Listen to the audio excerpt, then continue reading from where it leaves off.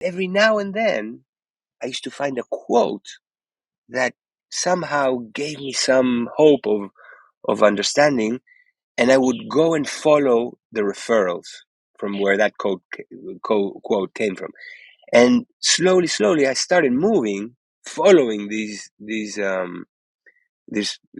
quotes and where they came from. I started moving from the psychiatric section to the psychology section, then to the self-help section, and then I ended up in the Eastern religions and philosophy section, where one day a book fell in my hands, opened up to a section that was uh, titled Meditation.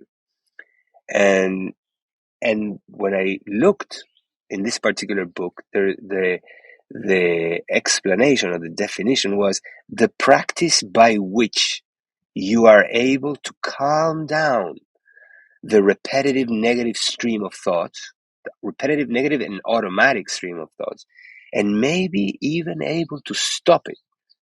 And that's when I said, oh my God, how come, first of all, this is not a concept in psychiatry. And second, this is exactly what I'm looking for. I want to silence this broken radio in my head that is driving me. I thought I was going crazy. I thought that I was listening to voices. I didn't know that 99% of the population of the world is having the same experience. Some more negative, some more positive, but even positive continuous thinking is not freedom of thought. It's not presence. It's just a stream of thoughts. The lucky ones or the luckier ones have positive thinking. But that's just the other side of the coin. It's automatic and it's exhausting and it's never stopping and it doesn't let you sleep, whether it's positive or negative. It just happened that mine were really negative. So I started looking for a way to learn how to meditate. And eventually I ended up in an ashram upstate New York in the Catskills, where I had an encounter face to face with the guru in this ashram, Guru Mai. And in this encounter, which now I understand was very special because it was one-on-one, and that doesn't happen too often. She's always followed by hundreds of people. She basically ended up smacking me on my chest and putting me in a state which I understand now as a synopsis or a preview of enlightenment. My body completely dissolved.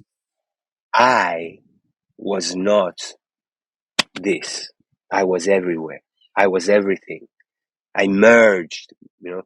I read about it now, and it's what Eastern philosophers and Eastern religion teachers called cosmic consciousness. Well, that when they described that was very similar to the experience that I had when she smacked my chest.